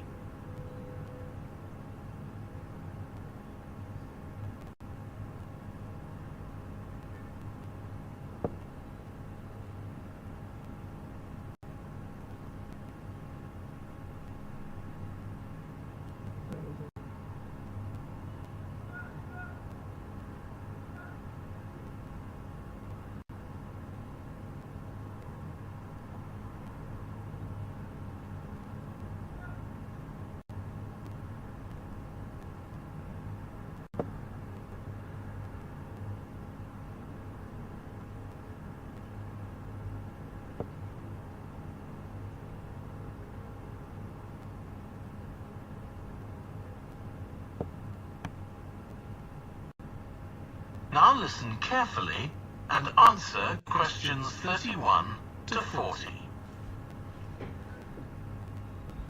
Producing enough energy to meet our needs has become a serious problem. Demand is rising rapidly because of the world's increasing population and expanding industry. Burning fossil fuels like gas, coal and oil seriously damages the environment, and they'll eventually run out. For a number of years now, scientists have been working out how we can derive energy from renewable sources, such as the sun and wind, without causing pollution. Today, I'll outline marine renewable energy, also called ocean energy, which harnesses the movement of the oceans. Marine renewable energy can be divided into three main categories: wave energy, tidal energy, and ocean thermal energy conversion. And I'll say a few words about each one. First, wave energy. Numerous devices have been invented to harvest wave energy, with names such as Wave Dragon, the Penguin, and Mighty Whale. And research is going on to try and come up with a really efficient method. This form of energy has plenty of potential, as the source is constant, and there's no danger of waves coming to a standstill. Electricity can be generated using onshore systems, using a reservoir or offshore systems. But the problem with ocean waves is that they're erratic, with the winds making them travel in every direction. This adds to the difficulty of creating efficient technology. Ideally, all the waves would travel smoothly and regularly along the same straight line. Another drawback is that sand and other sediment on the ocean floor might be stopped from flowing normally, which can lead to environmental problems. Creating efficient technology.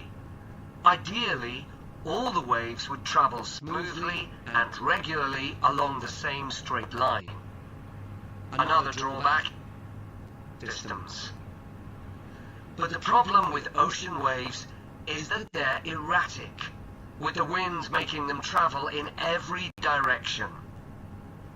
This adds to the difficulty of creating efficient technology. Ideally, all the waves would travel smoothly and regularly along the same straight line. Another drawback is that sand and other sediment on the ocean floor might be stopped from flowing normally, which can lead to environmental problems.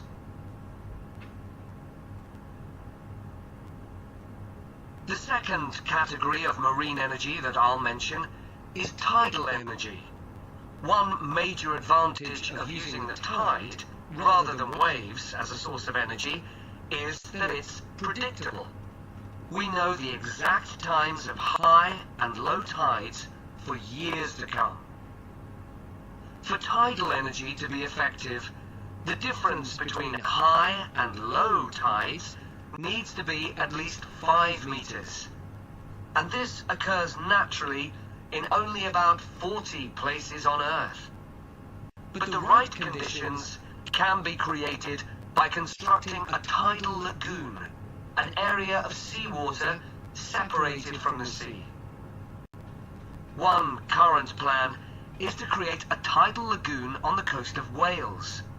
This will be an area of water within a bay at Swansea, sheltered by a U-shaped breakwater, or dam, built out from the coast.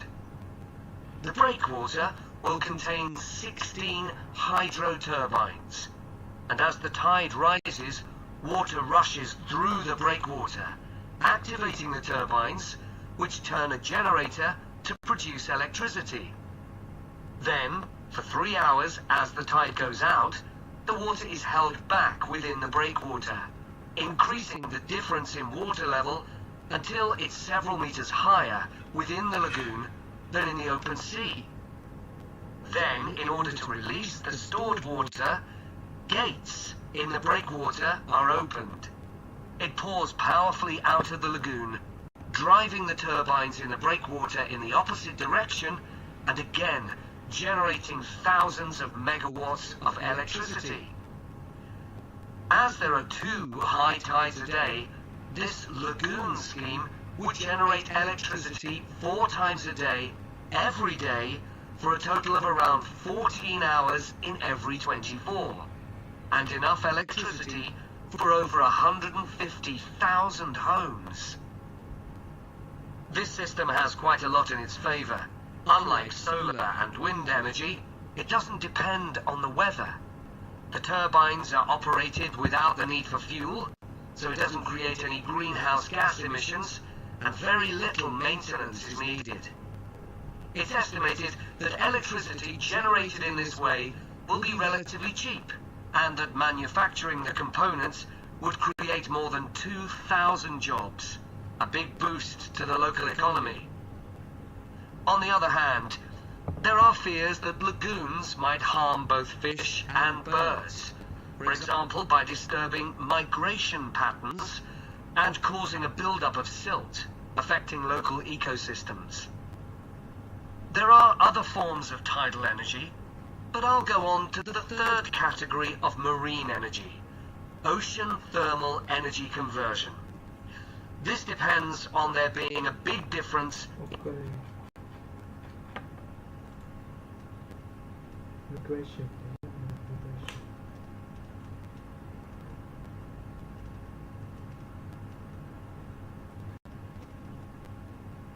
In the stream, constant direction, flora, predictable, bay, gates, through. Ơ nhưng mà mình có làm mình nghe là fulfill rồi.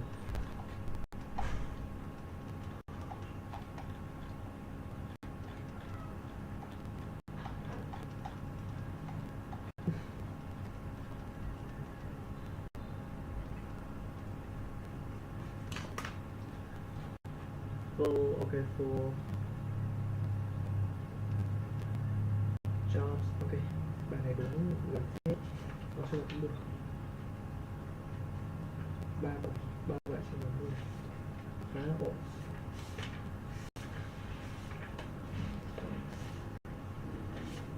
Đọc cái description cái này nữa.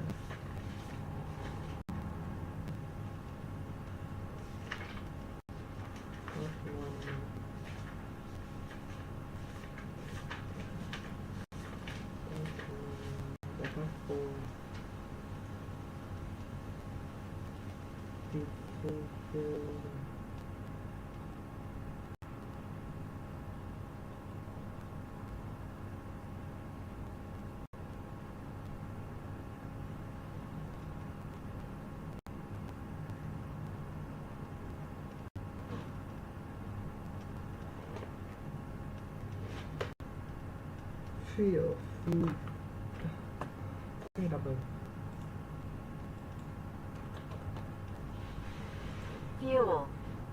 Fuel. Nó là feel.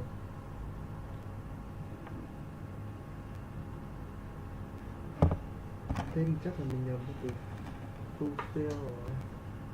Feel là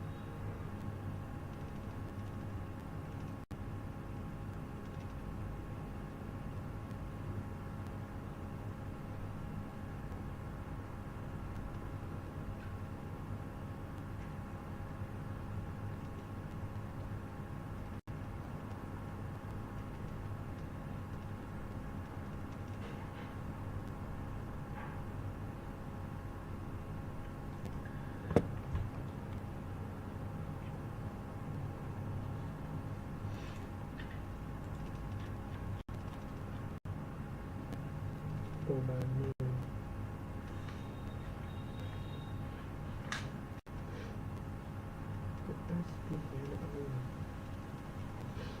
Ask people in the audience có lẽ là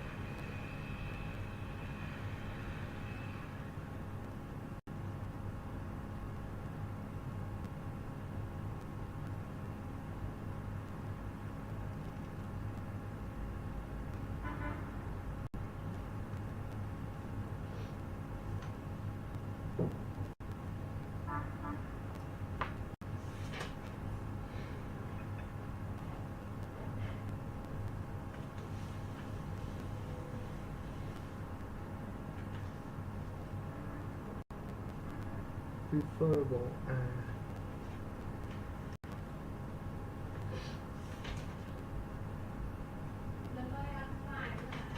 dạ vâng.